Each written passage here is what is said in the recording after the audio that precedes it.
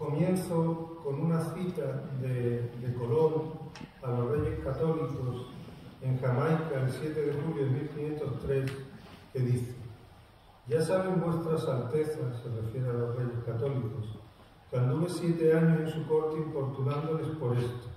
Nunca en todo este tiempo hallé piloto, ni marinero, ni filósofo, ni de otra ciencia que todos no dijesen que mi empresa era falsa. Que nunca yo hallé ayuda de nadie, salvo de Fray Antonio de Marchena, después de aquella del Dios eterno». Estas palabras dirigidas por Cristóbal Colón a los Reyes Católicos resumen sin reservas la estrategia del almirante de las Indias de difundir su protagonismo exclusivo en el descubrimiento de América, a pesar de que era conocedor de que la empresa que gestionó requirió de la cooperación y colaboración de diversos agentes implicados en su preparación y ejecución, sin cuyo concurso es muy posible que su proyecto no se hubiese realizado bajo su dirección en 1492. Nadie le va a quitar a Colón el protagonismo, su liderazgo, su capacidad de gestión, pero esas palabras no se ajustan a la realidad. Lo único cierto de lo que expresaba Colón es que Fray Antonio de Marchena le creyó y le ayudó a mantener contacto con la corona. Pero no es menos verdad que igualmente recibió el apoyo y colaboración de Fray Juan Pérez, de Martín Alonso Pinzón y de sus hermanos Vicente y Francisco, de la familia Niño, de Pedro Vázquez de la Frontera, de sus cuñados Miguel Muriar y Violanja Moniz de Perestrello. Por cierto, a Miguel Muriar le dio tormento en el segundo viaje y murió. De la abadesa de Santa Clara de Moguer, de los marinos y vecinos de Palos, de Moguer, Huelva, San Juan del Puerto y otros puertos, ya fuera con su participación en la Armada descubridora o aportando financiación y víveres a precios razonables, entre otras actuaciones. El egoísmo y la ambición de Colón motivó que no reconociera, como veis ahí, la labor de los Pinzón en el armamento de las naves descubridoras, pues se atribuyó el protagonismo principal. Y dice Colón: «Vine a la villa de Palos, a donde armé yo 3 navíos muy aptos para semejante hecho», sin indicar quiénes le ayudaron y se encargaron precisamente de esa gestión. Precisamente el afán publicitario por divulgar su labor y oscurecer la tarea de sus colaboradores en pos de no compartir la gloria, ni los honores, ni los beneficios, resulta evidente. En este sentido, si se consideran los testimonios ofrecidos por las fuentes documentales, parece que en los discursos del primer virrey de las Indias tenían cabida las medias verdades, incluso las mentiras. Ya los cronistas de Portugal sabían de su conducta. Por ejemplo, Ruy de Pina decía de él que era una persona de condición un poco alevantado, cuyas expresiones de sus cosas excedía siempre os termos da verdad. Y decía también García de Resende, otro cronista portugués que lo conoció, privado del rey João II, que declaraba como porque Odito Colombo, por ser su condición alevantado, en o modo de contar las cosas, facía isto en ouro e prata e riquezas moito maior do que era. Colón, su hijo Hernando y otros autores apologetas del almirante de las Indias no aludieron a la cooperación fundamental de las localidades del estuario del Tinto que ahí veis sobre este mapa topográfico del siglo XVIII.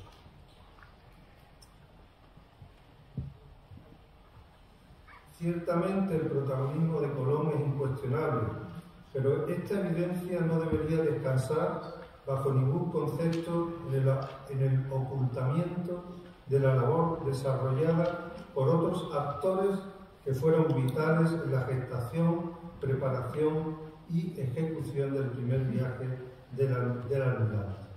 Puerto de Palos, de donde partieron las naves descubridoras, a quien nadie tampoco le podrá quitar el protagonismo, sin embargo, es el símbolo, desde mi punto de vista, de la colaboración entonces entre las localidades del estuario del Tinto.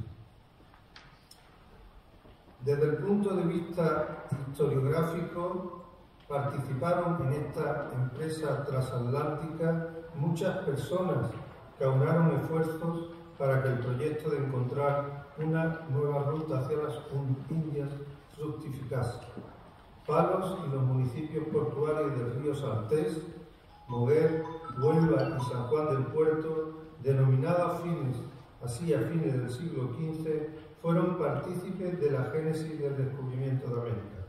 No solo porque de aquí salieron las naves, sino porque de estos lugares fueron los barcos, los hombres, la financiación, la organización y la participación en la ejecución del proyecto de una empresa colectiva castellana e hispana por extensión, con vinculaciones europeas, pero en la que la intervención local y comarcal fue trascendental para la obtención del éxito final. Y es el río Tinto el que fue la arteria principal de la comunicación de los diferentes puertos colombinos en esa gestación del descubrimiento de América. Y fue el río Tinto clave en las conexiones y relaciones entre los codescubridores onubenses.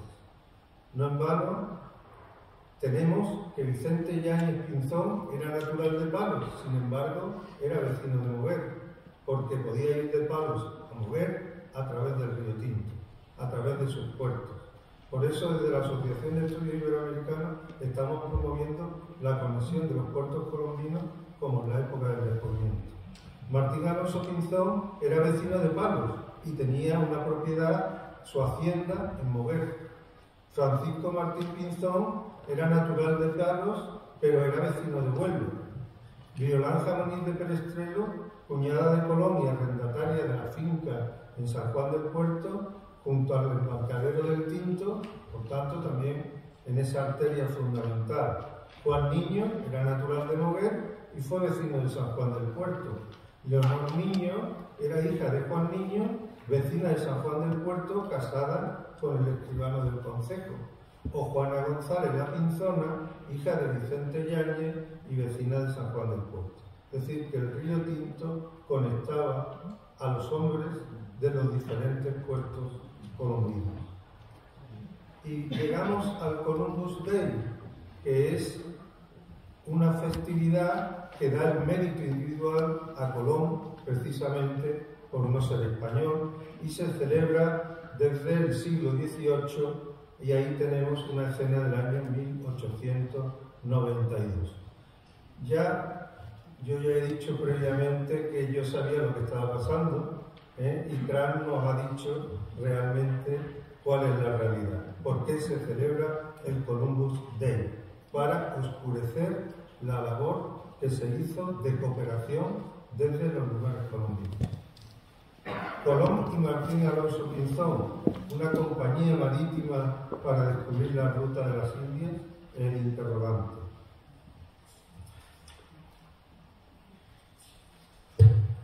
Previamente a ese posible acuerdo de compañía marítima, fue leída una real provisión el 23 de mayo de 1492 en la iglesia de San Jorge de Palos, pero los hombres de Palos se negaban a embarcarse en esta empresa aunque lo dijera y lo ordenara la corona, a pesar de esa real provisión.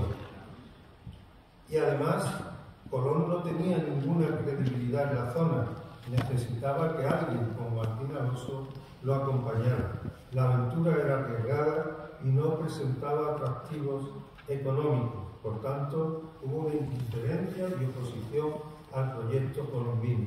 Si no hubiera sido por la figura de Martín Alonso Pinzón, que se constituyó en el colaborador imprescindible para el éxito de Colón, difícilmente se podía haber llevado a cabo el descubrimiento.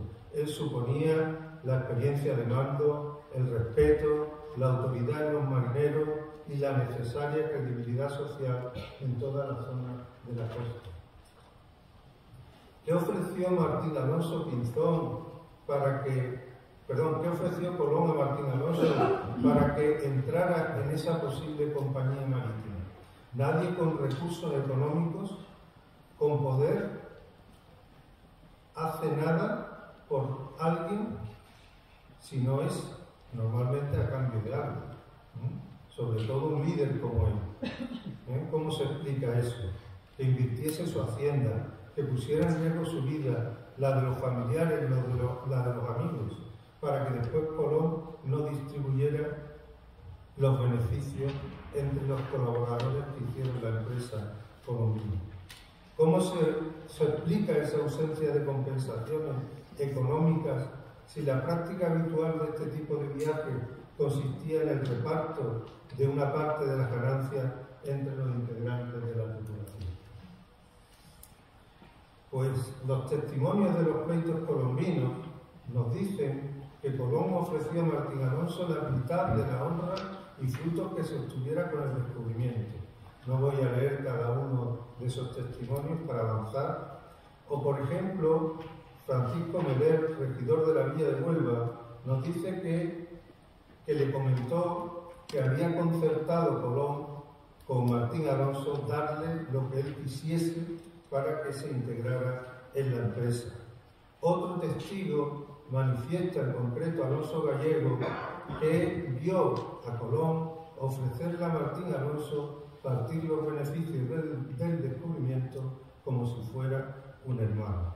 Cuando llegó aquí se olvidó de que era un hermano y realmente quiso incluso abrazarlo. A pesar de estos testimonios, no nos consta que Cristóbal Colón repartiera, como digo, con los hermanos Pinzón o con los miembros de la tripulación las ganancias del primer viaje. Ni siquiera se atisban indicios de ello. Todavía había algunos marinos y viudas de esos marinos que en el año 1500 y pico estaban reclamando que se les pagaran los salarios del primer viaje de Colón.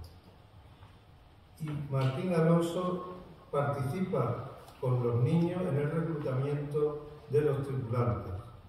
Una vez que se acordó entre Colón y Martín Alonso emprender la empresa transatlántica, el mayor de los Pinzón y sus hermanos, Francisco Martín y Vicente Yáñez, fueron casa por casa, en Palos, en Moguer, en Huelva, en San Juan del Puerto, en los lugares de la zona, animando a la gente a enrolarse, en concreto a los mejores marinos de la comarca.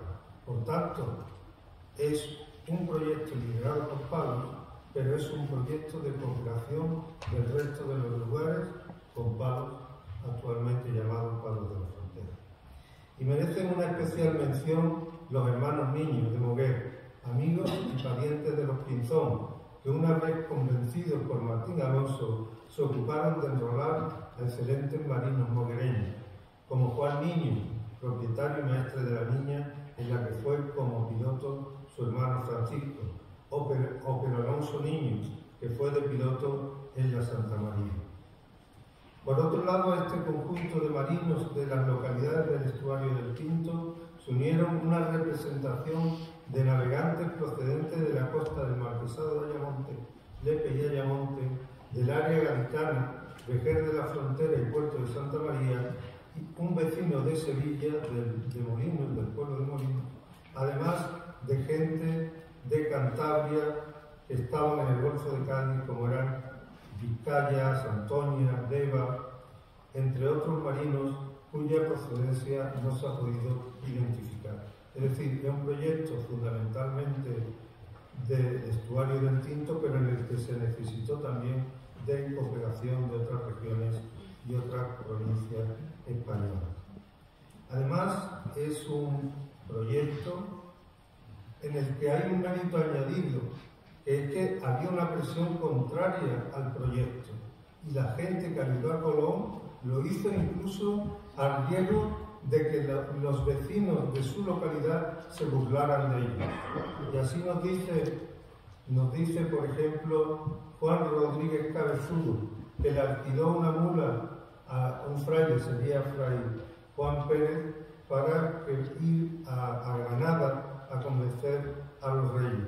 Y él habla de que culpaban a este testigo porque había dado la mula y que públicamente hacían burla de él y tenían vana su empresa, lo cual oyó decir públicamente a muchas personas de cada villa. Es decir, el riesgo que asume Martín Alonso, los niños y los demás marinos ante la sociedad de su tiempo por apoyar el proyecto de Cristóbal Colón. En el descubrimiento de América se produjo una colaboración esencial de Martín Alonso Pinzón en los días, además, en que la tripulación estaba desmotivada por haber superado ampliamente el número de millas y el tiempo de navegación prometido por el almirante. Ciertamente, se trataba de un momento crítico en la marinería, cuyo desenlace existía la posibilidad de que hubiera conducido al fracaso de la expedición. Martín Alonso frenó la posibilidad de un amotinamiento de la marinería. La marinería era experta. Colón, pienso yo que no era tan experto como esa marinería.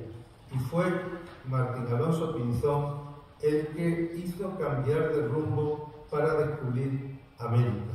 La experiencia del capitán de la Pinta, que conocía el vuelo de las aves, de los restos de la vegetación y materiales que flotaban sobre el agua y otras pistas, le inducían a estimar que el rumbo ordenado por Colón en los últimos tiempos de la travesía no era el adecuado. Y el propio Colón lo reconoce de algún modo indirectamente en su propio diario. En concreto, dice en su diario que el sábado 6 de octubre, esta noche, dijo Martín Alonso que sería bien navegar a la cuarta del oeste, a la parte del suroeste, y el almirante pareció que no. Es decir, que el almirante ese día niega que es el camino que hay que seguir. Sin embargo, el almirante afortunadamente, pero sin reconocerlo, el día 7 de octubre hace lo que le dice Martín Alonso Pinzón. Y dice, el domingo 7 de octubre, y porque pasaban gran multitud de aves de la parte del norte al suroeste, por lo cual era de creer que se iban a dormir a tierra o huían quizá del invierno, que en las tierras de donde venía debían de querer venir. Por esto el almirante acordó dejar el camino del oeste y pone la proa hacia el sudeste, es decir, la misma dirección que el día antes le había pedido Martín Alonso Pinzón. Indirectamente reconoce que hay un cambio de rumbo precisamente porque Martín Alonso se lo dice, aunque el Colón no lo reconoce. 5 días después de ese cambio de rumbo se avistó tierra desde la Pinta. Y así lo reconoce Francisco García Vallejo, vecino de Moguer y marino de la Pinta. Dice, ¿sabe Vido que dijo Martín Alonso Pinzón? El dicho viaje, señor, mi parecer es, y el corazón me da, que si descargamos sobre el suroeste, callaremos más aina tierra, y que luego, por lo que dijo Martín Alonso, mudaron la puerta al suroeste. No solamente está el testimonio indirecto del propio Colón, sino que hay un testigo, los petos colombinos, que también indica que ese cambio de rumbo se debió a Martín Alonso Pinzón. Y por lo visto, Colón no necesitó ayuda de nadie, nada más que de Fray Antonio de Marchena. Y tenemos a Pero Vázquez de la Frontera, que había realizado expediciones con los portugueses, expediciones organizadas por el infante don Enrique, y que tuvo conocimiento de los errores cometidos en esas expediciones y por tanto informó a Colón de lo que debía hacer, es decir, seguir cuando encontrara lo que él llamaba unas hierbas, una concentración de hierbas que era una concentración de algas. Y gracias a esa información, pues también pudo conseguir Cristóbal Colón llevar a cabo su empresa. Y ahí tenemos, por ejemplo, el reconocimiento que hace el propio hijo de Cristóbal Colón, que en vez de llamarle Pedro Vázquez de la Frontera, le llama Pedro de Velasco, pero se está refiriendo a Pedro Vázquez de la Frontera. O también lo dice un pleito colombino referido a la cuestión de los viajes que realizó con Enrique el Navegante, de los cuales informó adecuadamente a Cristóbal Colón. Incluso también animaba a los palermos para que se enrolaran, porque les decía que era una tierra muy rica y que todos ellos se integraran en la expedición colombina.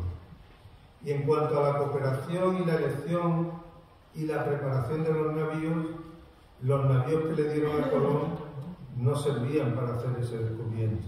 Y fue Martín Alonso Pinzón el que eligió otros navíos que fueron los que triunfaron en la expedición. Incluso, a pesar de que la corona obligó a que aportara 2 carabelas durante 2 meses, pero las que aportaron no eran las más adecuadas.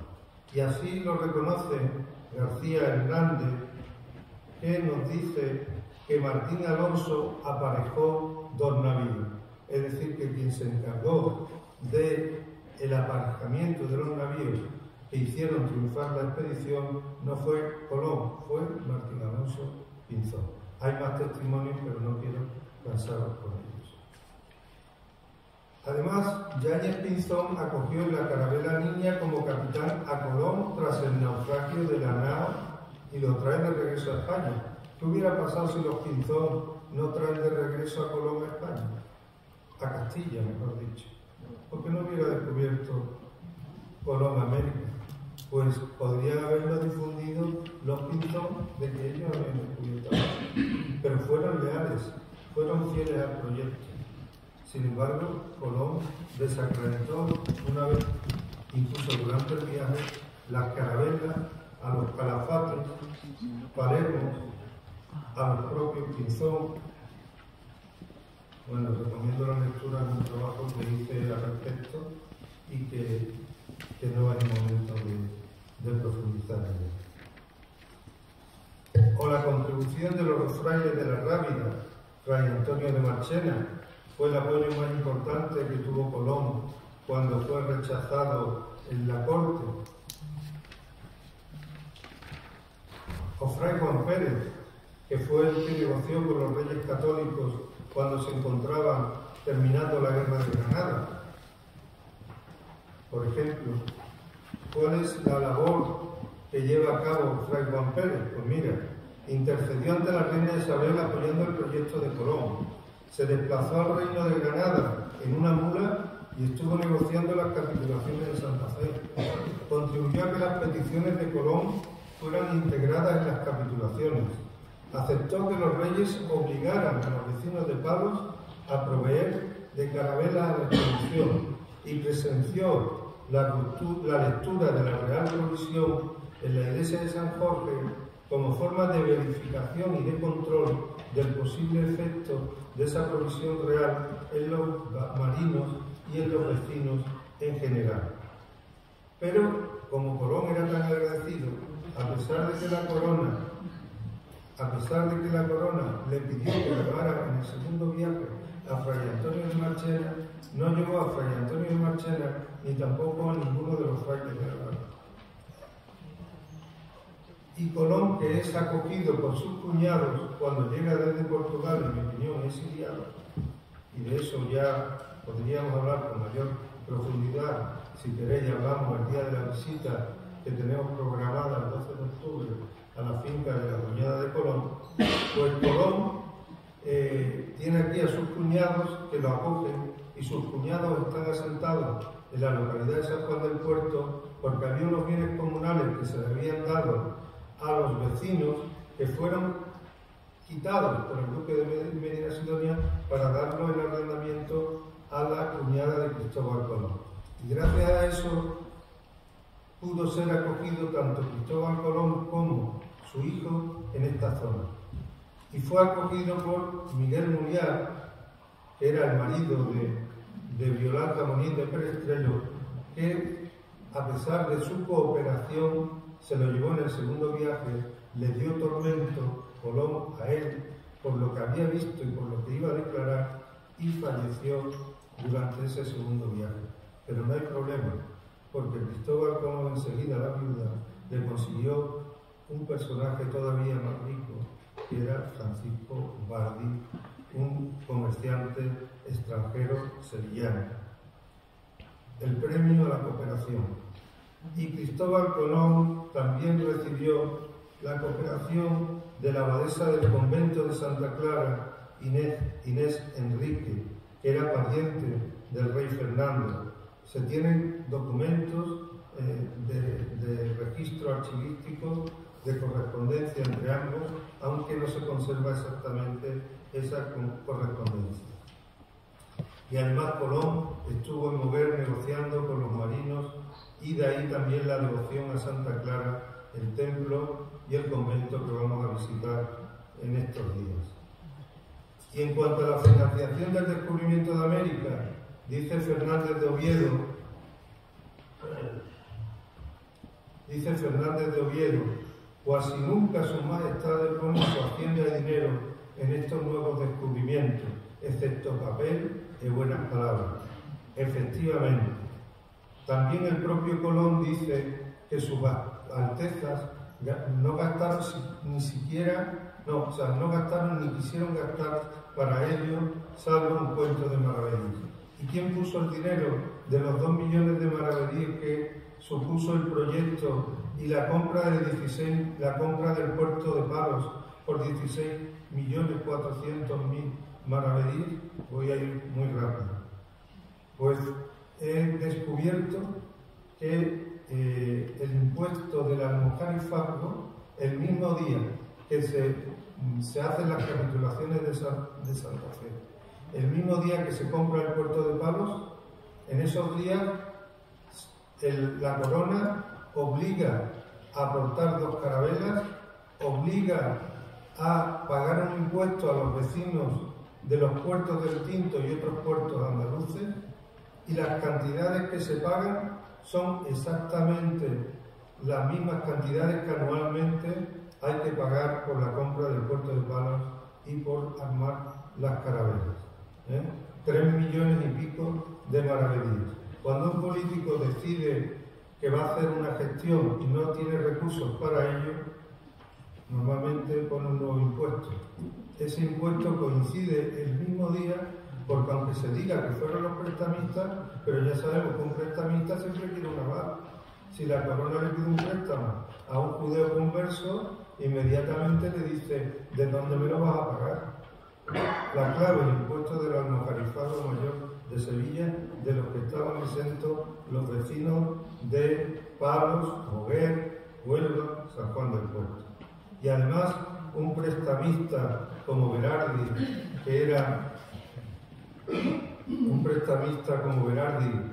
que fue gestor de los negocios de Colón, apareció en San Juan del Puerto y en Moguer pidiendo que se le pagara una deuda que ni los vecinos de Moguer ni los vecinos de San Juan reconocían, pero la corona se empeñó con diferentes provisiones reales que los vecinos de San Juan y de Moguer pagaran esa supuesta deuda.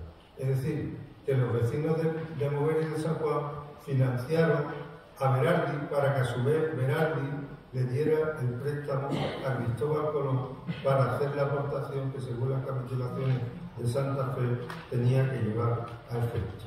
Y además, Pinzón y otros vecinos de la costa onubense también hicieron sus aportaciones.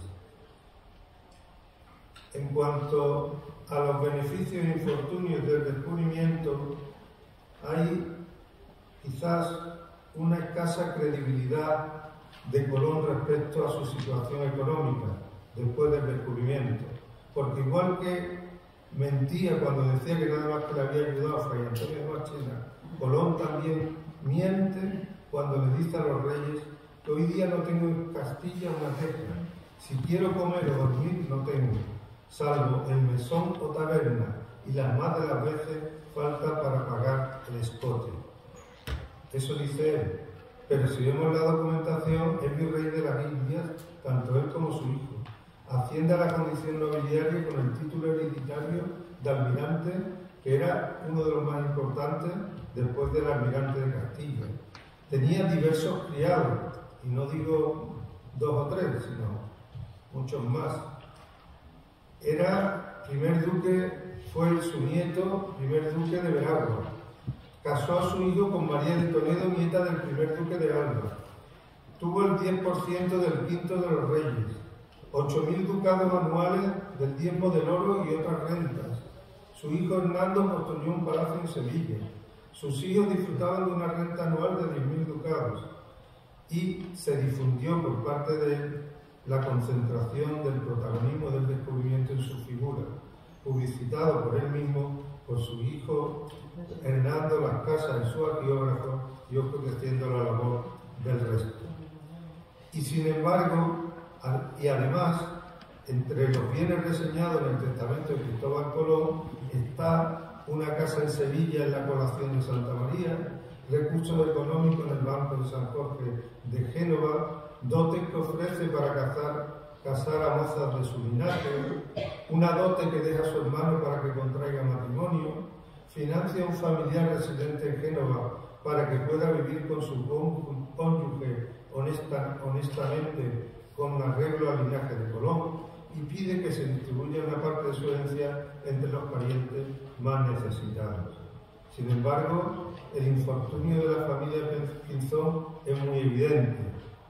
Su sobrino Arias Pérez y Diego Fernández dice que la familia están muy gastados y pobres. Y Marina Alonso, la Pinzona, hija de Francisco Martín, en un memorial dirigido al rey, manifestaba que habían quedado tan pobres que no tenían para alimentarse, debido a que su padre había financiado las armadas que se organizaron para ir a descubrir las tierras americanas, y a causa de que los servicios prestados por él no habían sido remunerados. Y si nos vamos a la situación de la familia Niño, pues vemos cómo es propietario y maestre de la Carabela Niño, pero está dentro de una baja extracción social después del descubrimiento de América, superado ampliamente por los sueldos de herreros, esparteros, mesoneros, toneleros o molineros. Y esto lo he sacado del censo de 1503, cuando era vecino de San Juan del Puerto. Y la hermana de Juan Niño y otros parientes de mujer eran pobres o huérfanos y padecían harta necesidad. ¿Cuál es el resultado de esa compañía marítima que ofreció Cristóbal Colón a Martín Alonso Pinzón? Pues además, para el pueblo de Palos, en este memorial del año 1508, en él se dice que se estimaba en 250 el número de marinos palermos ahogados en el descubrir de las Indias. Bueno, en este documento y en otros. Que había en Palos más de 200 viudas.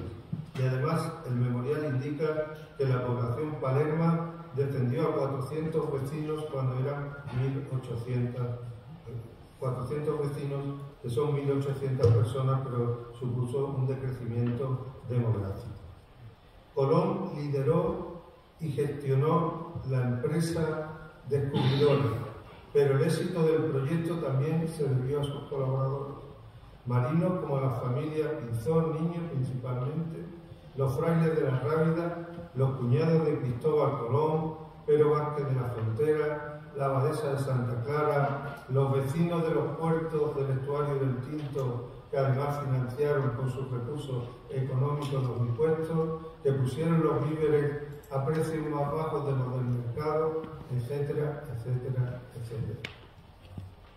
Y solamente lo había apoyado Fray Antonio de Marchena. Muchísimas gracias.